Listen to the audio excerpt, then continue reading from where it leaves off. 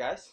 So today we're going to talk about what makes the good is the bad, and what makes the bad is the good. So, learning about Stoicism and kind of Zen living, and just realizing Stoicism makes you think of death in a good way. Without with death there's life, and with life there's death, right?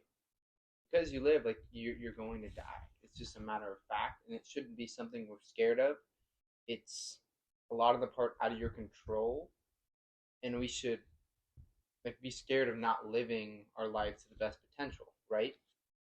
And just learning that oh, why am I not always happy, or this or that, and just really realizing when you're going through a hard time, like that's what makes the good time so good and the bad time so bad, is that it's the good and the bad, right? The positive and the negative aspects of our whole life, really.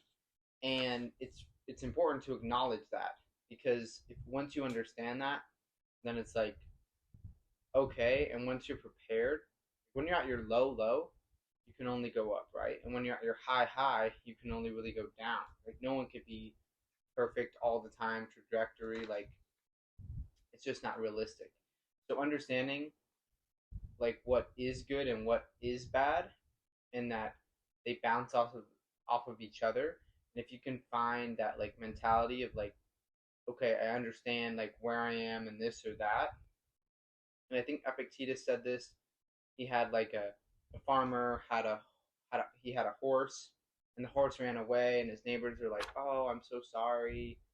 And he was just like, "What is good? What is bad?" And then the horse came back with, I think it was a guy horse, and the guy horse came out with a female horse, right?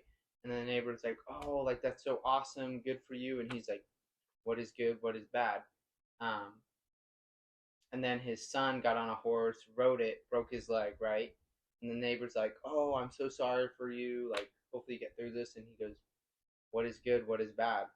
And then that country or whatever had to go to war or whatever, and the kid couldn't go to war because he had a broken leg. And the neighbors were like, "Oh, that's awesome. Good for you." And he's like, "What is good? What is bad?" Right? And we should always think of that. I mean, obviously acknowledge the good, try to go for the good, but just acknowledge and be prepared for bad times, because that's what makes the good times.